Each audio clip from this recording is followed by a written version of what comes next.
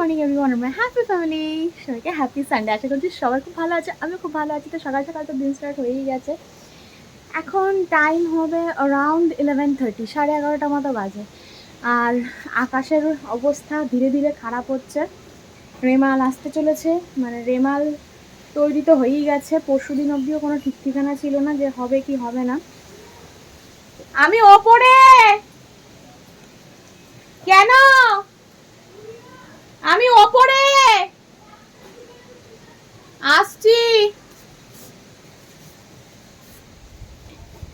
পরশু দিন বা তার আগের দিন অবধিও সন্দেহ ছিল হবে কি হবে না, বাট রেমাল হয়ে চলেই আসলো, ঘূর্ণিঝড়ে রূপান্তরিত হয়েই গেছে। তো আকাশের অবস্থা তো মানে যত ঘন্টার পর ঘন্টা কাটছে খারাপ থেকে খারাপতম হচ্ছে। 24 পরগনায় প্রচণ্ডভাবে এফেক্ট করবে, কলকাতাতেও তার এফেক্ট করবে বোঝাই যাচ্ছে, মানে খবরে বারবার বলেই দিচ্ছে। তো এই আর কি, দেখা যাক। আমি হাসি মুখে হয়তো কথাটা বলছি, কিন্তু সাগরদ্বীপ, বকখালি, ঝড়খালি, সুন্দরবন এসব মানুষের এখন যে বুকের মধ্যে কতটা ধুকপুক করছে সেটা শুধু তারাই জানে। প্রত্যেকবার ঝড় আসলে ওই বে এরিয়াটা দিয়ে ঝড় গেলে সব থেকে বেশি এফেক্টেড ওরাই হয়। ওরাই চরম চূড়ান্ত আর্থিক সংকটে ভোগে এবং ক্ষতিগ্রস্তটাও বারবার ওরাই হয়। সেই আর কি, যাই হোক, খারাপ লাগে, কিন্তু আমাদের তো কিছু করার নেই। এখানে বসে যতটা সাহায্য করা যায় ততটা সাহায্য সবাই করার চেষ্টা করে তাদেরকে যখন ফান্ডগুলো তৈরি হয়, এই আর কি। তো চলো, সারাদিন কী করছি না করছি শেয়ার করছি। আশা করছি আমাদের যদি সারাদিন কাটাতে তোমাদের খুব ভালো লাগবে। এখন দিনটাকে স্টার্ট করি, চলো। এই বটলগুলো প্লাস্টিকের, যেগুলো সেই বিসলারি জল খেয়েছিলাম মনে আছে, প্লাস ছোটো ছোটো বটলও খাওয়া হয়, বাবা বেরোয় কোনো কাজে, রাস্তা থেকে জল কিনে খায়, প্রচুর বটল জমেছে। এগুলো সব ফেলে দেবো ভেবেছিলাম। কাচের বোতল রয়েছে, আর প্লাস্টিকের যে ভালো ভালো বোতলগুলো কেনা হয় সেইগুলোতে জল রাখবো ভেবেছিলাম। এই জিনিসগুলো যে আজকে এইভাবে কাজে লেগে যাবে ভাবতে পারিনি। কেন বলো তো? এই পিউরিফায়ারের জল সব স্টোর করবো এর মধ্যে আজকে। এরপরে কদিন জল পাবো না তার কোনো ঠিক নেই। যতটা স্টোর করে রাখা যায়, আর পিউরিফায়ার ফুল করে রাখবো। কারেন্ট না থাকলে তো পিউরিফায়ার চালানো যাবে না। সব প্রিকশন আগে থাকতে নিয়ে রাখতে হবে, তারপর যা হবে হবে। ছাই ফেলতে ভাঙাগুলো বাক্যটা কিন্তু এমনি এমনি আসেনি, বুঝলে? আগেকার দিনের মানুষদের আমরা যতই কুসংস্কারী বলি, যাই বলি না কেন, তাদের কথার মধ্যে কিছু অন্তর্নিহিত যৌক্তিকতা ছিল। সবটা কুসংস্কার নয়, তাই না? এখন যে সংসারে কি কাজে লেগে যায় কেউ জানে না। ভালো প্লাস্টিকের বটলগুলো কতগুলো নতুন বোতল তোলা রয়েছে, এখন ওই দুদিনের জন্য নামাতে ইচ্ছে করে না। যত বোতল নামাবো ততই ভরবে। এটা এই দুর্যোগ কেটে গেলে তারপর সত্যি সত্যি বোতলগুলো ছেড়ে দেবে। তারপরে আরও কিছু রাখি কেন জানো? বাড়িতে যখন মিস্ত্রি কাকুরা কাজ করতে আসে ওদের দিতে হয় তো জল, তো সেক্ষেত্রে এই বোতলগুলো খুব ইউজফুল হয়। ওরা একদিন দুদিন খায়, যেখানে সেখানে ফেলে দেয়, তো সেটা রিউজ করা যায় না। যার জন্য এই বোতলগুলোই ওদের জল দেওয়ার জন্য ঠিকঠাক কাজে ঠিক লেগে যায়। লাগিয়ে যাক, আমি ভরে রাখি এখন, তারপর যা হবে হবে। পিউরিফায়ারটা দিয়ে 2-3 ঘন্টা চালাতে হবে এতগুলো বোতল ভরতে গেলে, তাই না?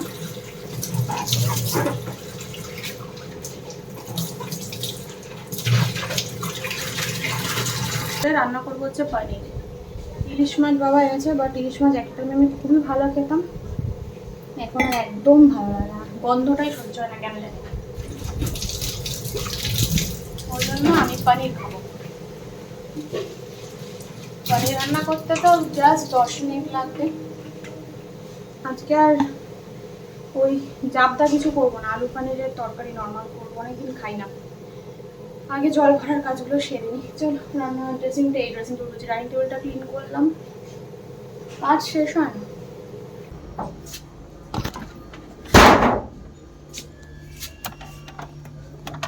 ফ্রিজে ইলিশ মাছ রাখলে সারা ফ্রিজটা যেন বন্ধ হয়ে যায়। করিস না বাবা।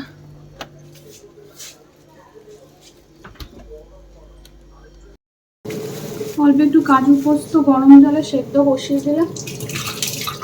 সেদ্ধ মানে নরম করে নিলে কি হয়, বাড়তে সুবিধা হয়। আমাদের এখানটা নতুন দোকান হয়েছে, মিষ্টির দোকান আর কি। সেই দোকান থেকে বাবা পানিটা নিয়ে এসছে, বললো দেখ খেয়ে কেমন হয়, দেখা যাক। আমার শ্বশুরমশাই এতই মিষ্টির ভক্ত, আমাদের এলাকায় কোনো নতুন দোকান, মিষ্টির দোকান আর কি, বাবার চোখ এড়ায় না, কোনো দিন এড়ায় না আজ অব্দি। একটা নতুন দোকান দেখলেই হয়েছে, ঢুকে সেখানে মিষ্টি ট্রাই করবে। সুমন একটু বেরিয়েছে, বাড়িতে নেই। সুমন বাড়িতে থাকলে না এক্ষুনি কাঁচা কাঁচা পনির খাওয়া স্টার্ট করে দিত। পনিরের বেশি বড় টুকরো আমার ভালো লাগে না, এই ছোট ছোট পিস করছি।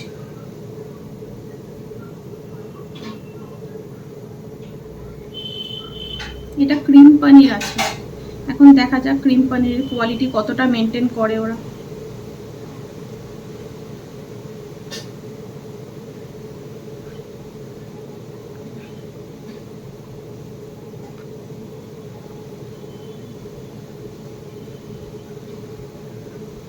পনিরটা অনেকটাই হলো কাটার পরে, মনে হচ্ছে আলু বেশি দিতে হবে না।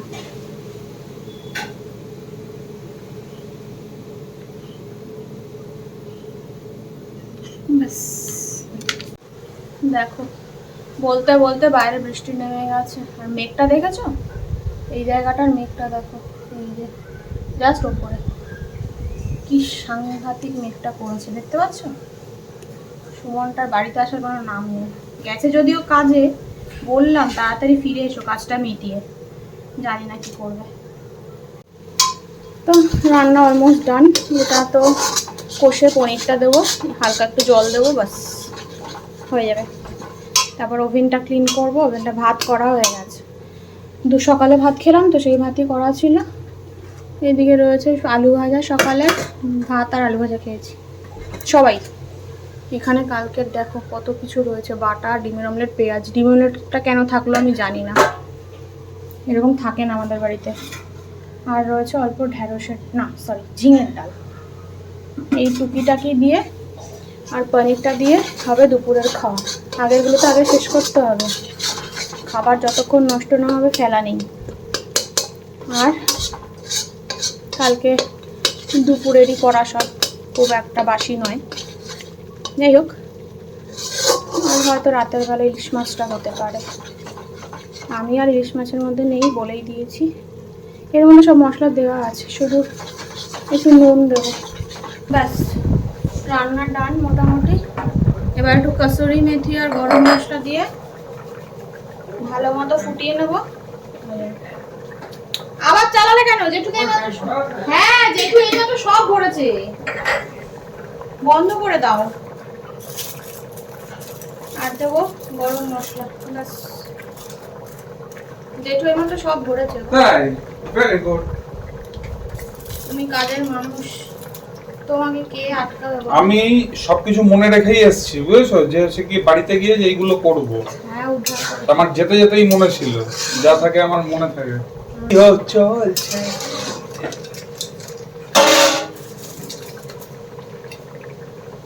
এটা টানা, ওটা ঝোল ঝোল থাকলে ভালো লাগে।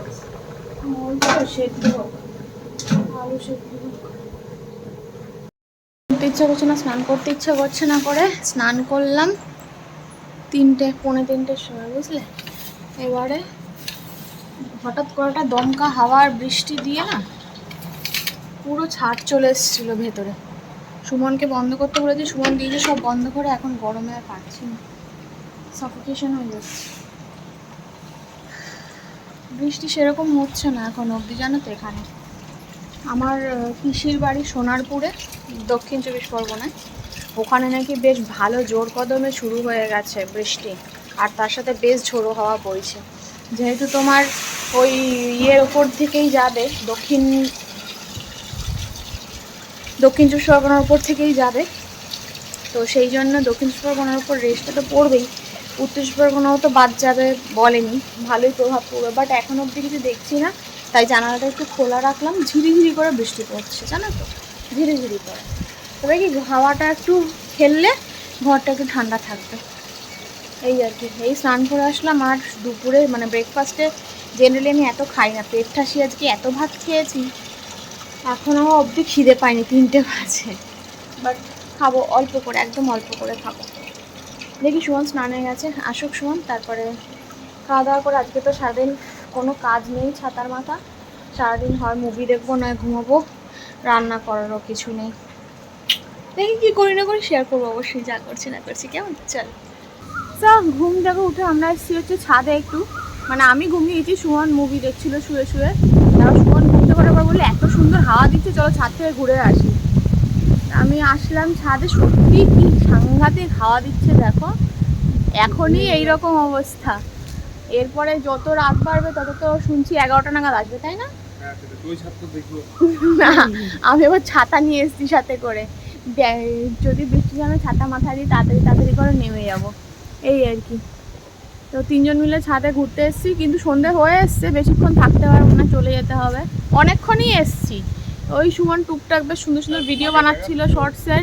হ্যাঁ এই তো মা পেছনে, না না ভূতের মতো লাগছে না, ওই টুকটাক ভিডিও বানাচ্ছিল সুমন ঘুরে ঘুরে, আর আমি একটু চারিদিকে সব কিছু দেখছিলাম। এত ভালো লাগে, অনেক দিন পর আফটার লং টাইম ছাদে আসলাম, ভালো লাগে বেশ, বাট আসা হয় না এখন নানা কারণে। যাই হোক, এই আর কি। তো এখন যাবো নিচে, দেখি নিচে গিয়ে কি করি।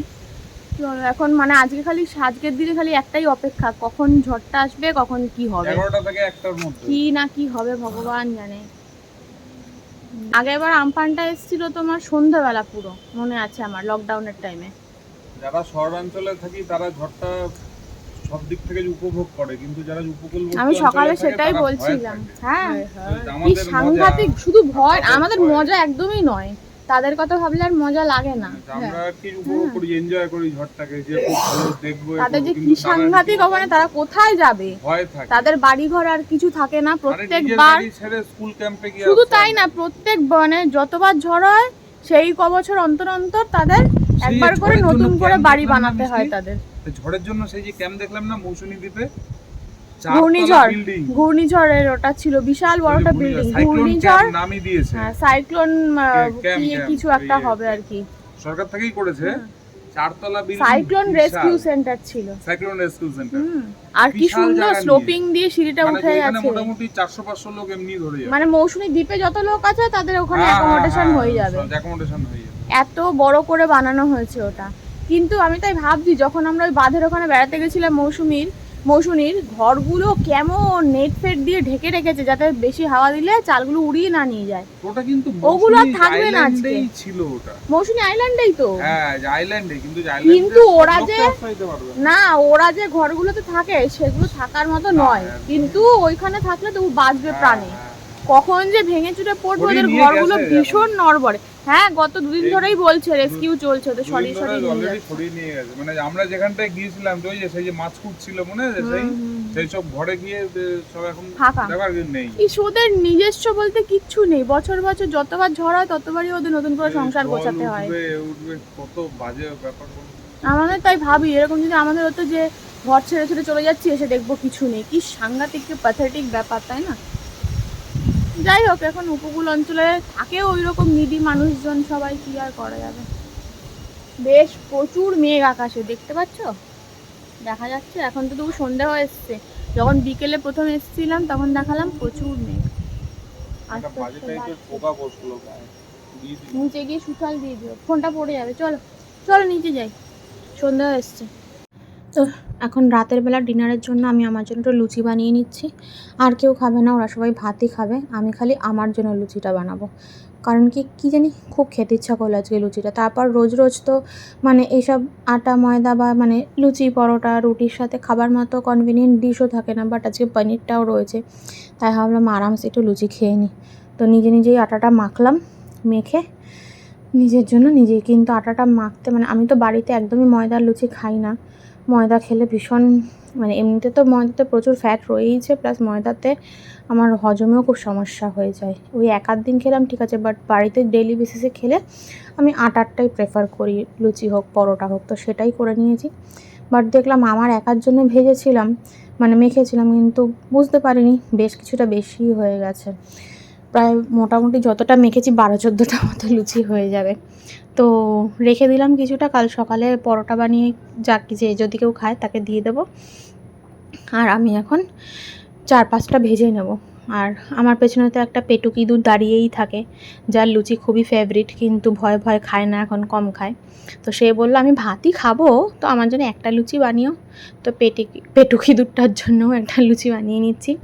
আর লেচিগুলো এত বড় বড় হয়ে গেছে, লুচিগুলো এত বড় হয়ে যাবে ভাবতে পারি না। এখন 4টে খাওয়াও আমার পক্ষে কষ্ট হয়ে যাবে মনে হচ্ছে। বাট ঠিক আছে, প্রিয় জিনিস, কষ্ট করেও একটু খেয়ে নেবো, আবার কি, মনের তৃষ্ণা তো মিটবে। যাই হোক, চলো ডিনার করে তারপর তোমাদের সাথে কথা বলছি। So we are eagerly waiting for Remal, but জানি না রেমাল কখন আসবে। মানে ঝড়ের তীব্রতাটা দেখার খুব ইচ্ছে আমাদের, জানি না দেখতে পাবো কি না। বলছে তো 11টা ল্যান্ডফল হলেই তো আমাদের এখানে বয়ে যাবে না। ওই যেরকম নর্মালি হাওয়া চলছিল, ইয়ে হচ্ছিল, সেই রকম হচ্ছে আর কি, একটু ঝোড়ো হাওয়া বইছে আর হালকা বৃষ্টি বৃষ্টি হচ্ছে, এরকম আর কি। হিউজ কিছু এখানে আসেনি, না আসলেই ভালো। তুমি কিন্তু বাইরে বেরোও না, আর যদিও বা বেরোও শেকল দিয়ে না পাটা বেঁধে। ট্রেনের চাকা নিজে মোটা বলে কি বিশাল কিছু ভাবছিস আমাকে? ট্রেনের চাকা শিকল দিয়ে বেঁধে রেখেছে, আর তুমি তো তোমাকে শোনো, মোটা মোটা হয়েই থাক, বেশি কথা বলতে আসে। তোমার হাতে নাম্বার লিখে দেবো আমার, বুঝেছো? যেখানে গিয়ে উড়ে পড়বে ওখানকার লোক নাম্বার থেকে ফোন করবে। যত সব এই আর কি। তো আর ভালো লাগছে না, এবার ঘুমোবো। আমি সুমন বলছি তুমি কি ঝড় দেখে ঘুমোবে না? যে না, ঝড় দেখার জন্য আমি বসে নেই, কিন্তু ঝড়ের তীব্রতাটা দেখার আমার খুব একটা মানে কি দেখার একটা খুব ইচ্ছে, যে কতটা বিধ্বংসী এই ঝড়টা হতে চলেছে। আমাদের এইখানে এরকম হলে তাহলে উপকূল অঞ্চলের মানুষের কি অবস্থা, এইটা ভাবার জন্য, মানে এটা দেখার জন্য আমি আছি। বাট মনে হয় না আমি সেই অবধি জাগবো। যাক, সবাই ভালো থাক, যে যেখানে আছে, যারা রেস্কিউ সেন্টারে চলে গেছে তারাও ভালো থাক। জানি তাদের বাড়িঘর এখন বাঁচানো সম্ভব না, যাই হোক, তো তারা ভালো থাক, সুস্থ থাক। মানুষ বেঁচে থাকলে আবার সব কিছু হবে, কষ্ট করে হলেও হবে, এই আর কি। তুমি কি ঝড় দেখার জন্য বসবে?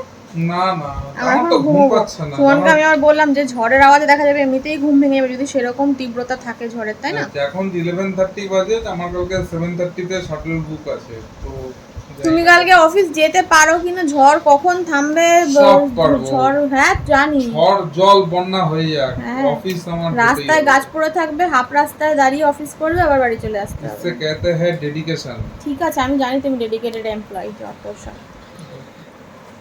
তো চলো, আজকের ব্লগটা এখানেই শেষ করছি। রাতের বেলা ঝড়ের মোবাইলে দেখানোর কিছু নেই, আর তোমাদের যেখানে যেখানে হচ্ছে তোমরা সবাই দেখতে পাবে আর কি, আলাদা করে এটাকে ক্যাপচার করার কিছু নেই।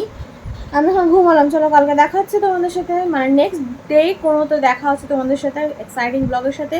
যারা ফেসবুক থেকে দেখছো তারা পেজটাকে ফলো করে দাও, যারা ইউটিউব থেকে দেখছো তারা চ্যানেলটাকে সাবস্ক্রাইব করে দাও, যদি সব ভিডিওগুলো ভালো লেগে থাকে। আর এই ভিডিও ভালো লাগে লাইক দিয়ে দিও। চলো দেখা হচ্ছে নেক্সট কোনো ব্লগে। Good night, tata.